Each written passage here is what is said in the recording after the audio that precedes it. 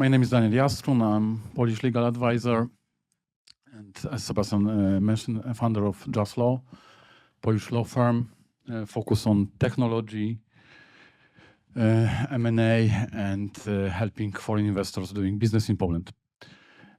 We have quite strong Nordic desk. We are working quite a lot with Swedish clients. It's mainly because of my background. Very long time ago, I used to live in Stockholm for some time and go to upper secondary school here. And my ties with Sweden stayed from that time. I was for many years a partner at Swedish law firm Magnusson. Later on, head of corporate M&A team in leading Polish IT company, legal IT company, Maruta Wachta, and lately, together with my friend and also former partner of Maruta, Sławomir Kowalski, we funded Just Law, and Sławek is like profound expert in GDPR. So, talking about, I will focus on differences. Legal and cultural. I also started a clock just to do it in the Swedish way and try to keep in time and not in Polish way and talk for like half an hour instead of 15 minutes.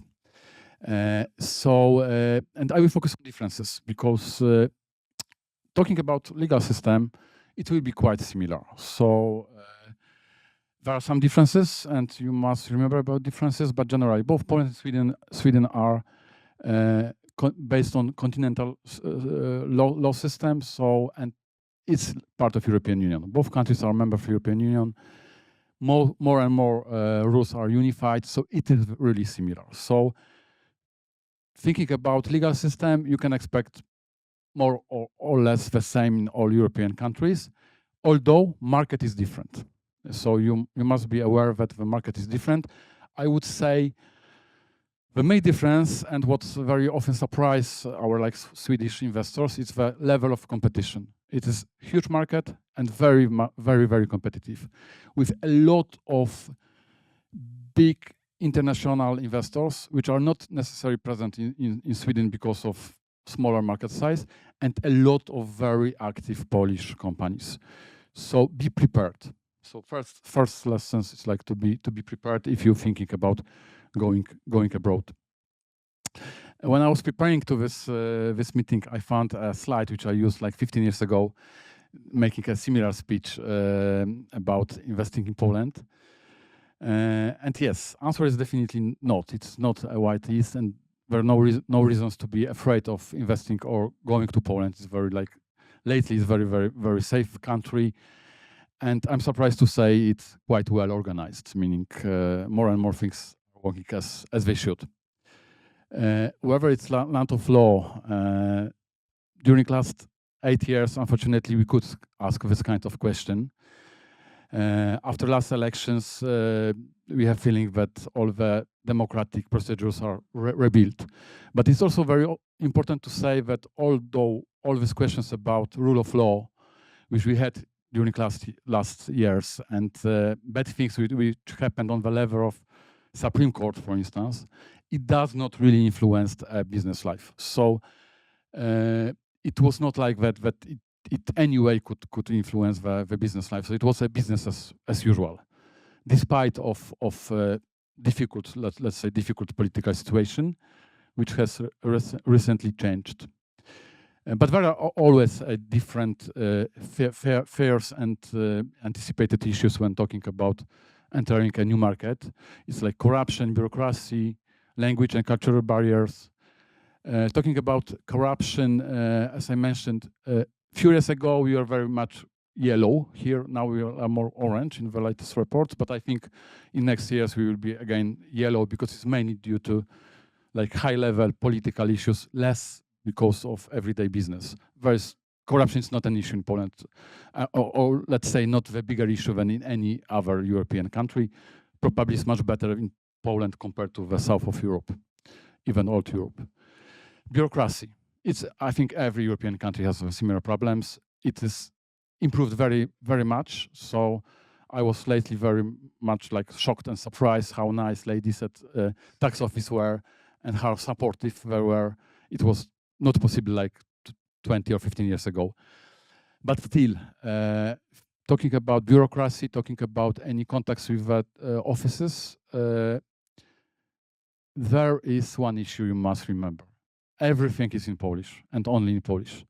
So if you go on the street of Warsaw, everybody will speak English, or almost everybody will speak English, no problem to communicate in English, no problem to live and use English on daily basis.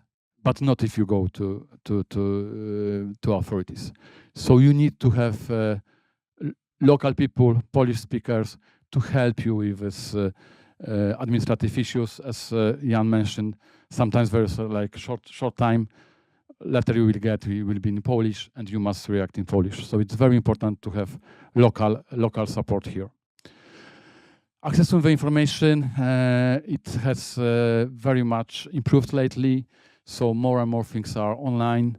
I would say lately it's modern, but again, it's in Polish only. So you can very easily, I don't know, let's say register the company in online system, but again, Polish language. What is still an issue is lengthy court and administrative proceedings. So if you want to enforce a payment, etc., yeah, you will wait like 2-3 years. It's also important to remember. Yeah, it's like kind of like how you can check the companies, etc., online. But again, everything will be in Polish. Talking about legal differences, as I said, most of things works very alike, but especially when we are talking about hiring people, about employment, it is a little bit different. I would say probably it's even Sweden, which is more different from the rest of Europe and Poland, but still, we don't have that trade union intensity.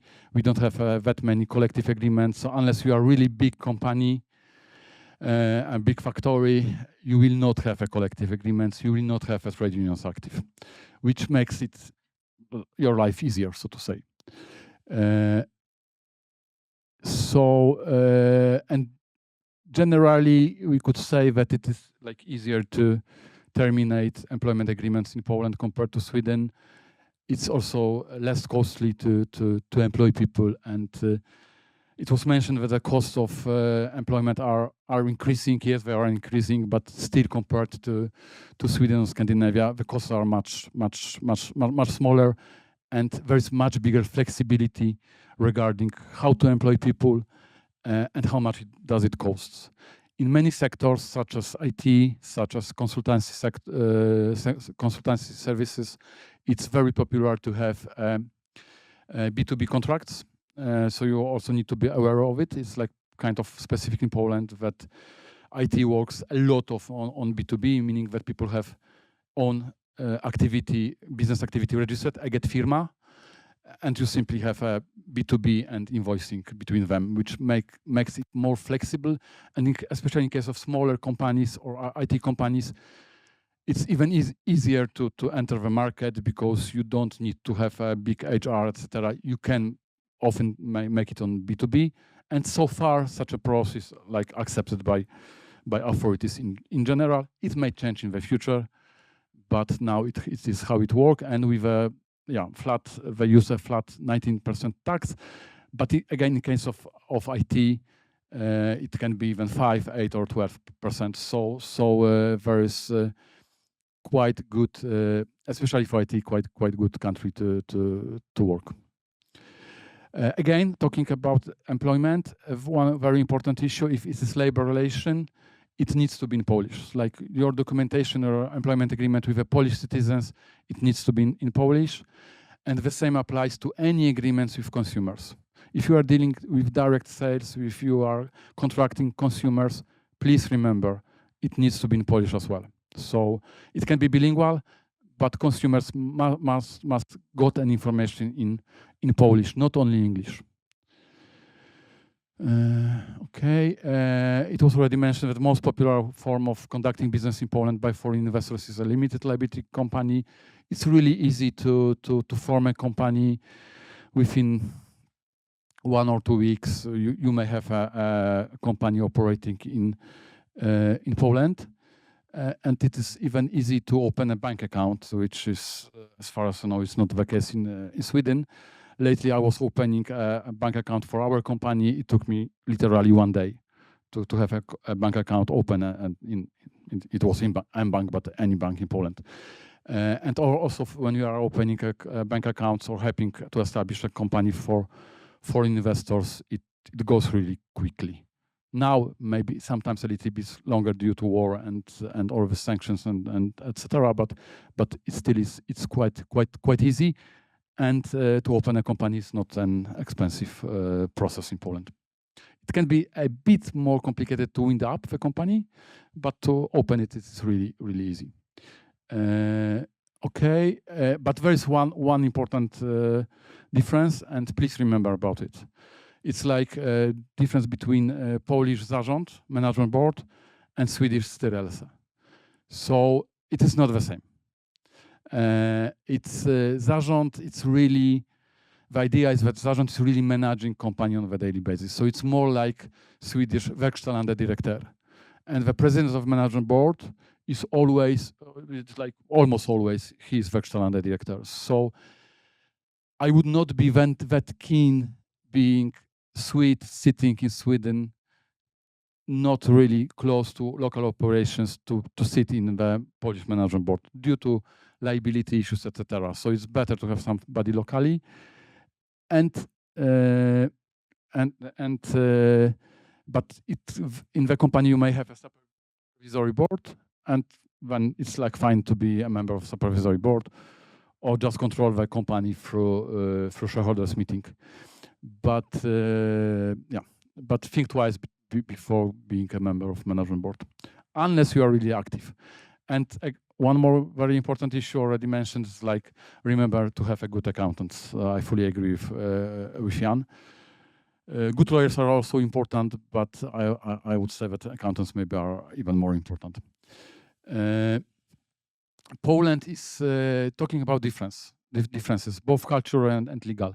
Poland is much more formalized than Sweden.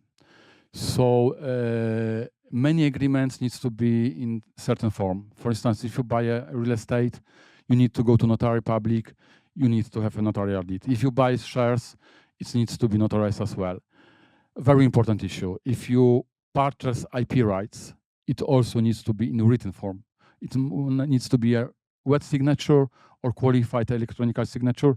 I'm talking about transfer of IP rights, not about licensing, because licensing can be in the whatever form. But in case of transfer of rights, it needs to be at least written. So always think about it. In general, I would say, talking about cultural differences, that Poland is more formal, more hierarchy. The hierarchy is more important. So for Polish people, like this Swedish-style discussions at the employment place, how to do something with no quick decision, they may be sometimes difficult to understand. Some more expectation that, let's say, the boss will take decision, take liability, and go on. Also, when we think about language, yes, we have a pani form, Mrs., Mr. It's more like in Germany that language is more formal. And if a language is more formal, it translates to business relations. So generally, it is a little bit more formal in Poland. Again, a lot depends on the sector and age, etc. New generation is quite different. We work a lot with startups, and for like startups, we are very much informal, so to say, when we talk with them.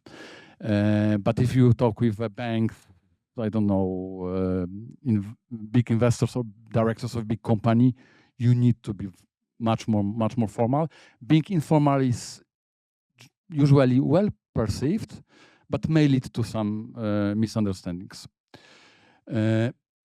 Second Polish type characteristics, I would say it's like kind of last minute approach that okay, even myself, yeah, I was preparing for this presentation yesterday. I guess many of my Polish colleagues who are speaking here also were preparing during a weekend or Friday or yesterday, and I could assume, thinking in stereotype way, that Swedish colleagues did it like 1 or 2 weeks ago. And also, like, I was thinking about booking a meeting in Stockholm. I would send an email like 2 weeks before, 3 weeks in advance. In Poland, I could do 1 week advance or a few days in advance, and it would be not strange and well perceived. So, but although of this lack of well preparation and last minute approach, the result may be as good.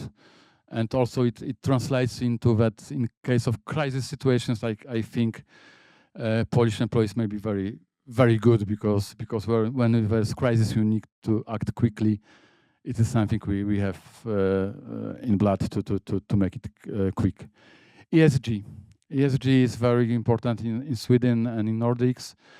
It's not that well known in Poland yet, but it's growing. The awareness is growing, and I think that this also sometimes can be kind of competition advantage of like Swedish firm, which already have it introduced and show how to deal with different policies. But don't be surprised if your Polish partner don't know what you are talking about. It does not need to mean that they don't care. They simply it's not that big awareness yet, but growing. Last but not least, the market is very competitive, what I already said, and it is also very price sensitive. So quality is of course important, but it is it's very price sensitive market. Although, as already was mentioned, the salaries are growing, there's more money on the market, but price is still important. So the last mention is also what I already mentioned about this formality. It translates quite often that, I don't know, in Sweden you make a phone call, you agree on something, and both parties understand it is kind of agreement. It is agreement, we agreed. In Poland, it may be okay, but we just talked by phone. It was not agreement. We have not signed anything. So it may be a like typical comment. We have not signed everything, so it's not closed yet. We still negotiate. So please remember about this kind of documents, and that somebody asks you for confirmation in written or for signing something, it does not need to mean that they don't trust you. It's like cultural difference. And also, when you go to court, yeah, it's maybe worth to have something in written, because the court may say, okay, you were not diligent. You didn't confirm it in written. So please remember about that. So generally, don't be afraid, and please remember about differences. Thank you very much. Thank you so much. Thank you, everyone.